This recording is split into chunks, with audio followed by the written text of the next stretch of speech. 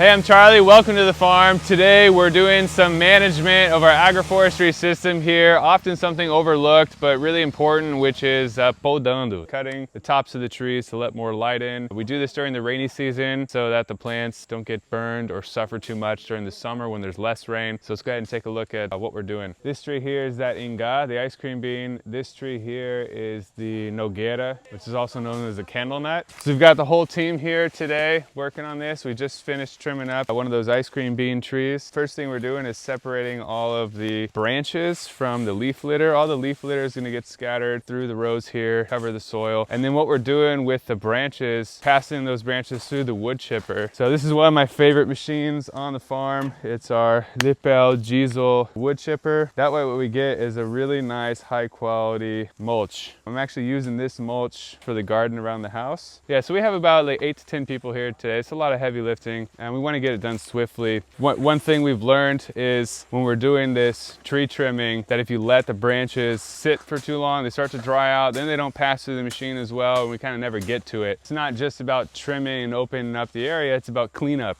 right? We want to utilize all of this material. When we do something like this, we usually pull everyone out from the cacao and all around the farm and come together and do it all in one go to make it more efficient. All right, so just to give you another idea of what that looks like before we do all the trimming of the canopy. Here's a row that hasn't been treated yet. We have a mango here on our right, so we'll probably give that a good trim. And a lot of these trees were put in specifically for that purpose. So here we're looking at a jackfruit tree. We'll give that a good top off. This one we'll probably leave alone. This is a hardwood called ipe. And if you see here, all of the ice cream bean pods from this last run, and look how tall they are. Look, take a look at this canopy here and how much is just blocking out the light, how quickly they grow. So we're gonna come in and cut all these out. This candle nut tree too, that nogueira, it's got a pretty big canopy, it needs to come down. What that's gonna do for the cacao, it's gonna allow the cacao to grow instead of kind of straight up competing for the light. It's gonna let it branch out and produce more. And a lot of work goes into it. This is something that's often overlooked. It is necessary. And you know, in some people's minds, it might be like, why are you cutting down those trees? Like, well,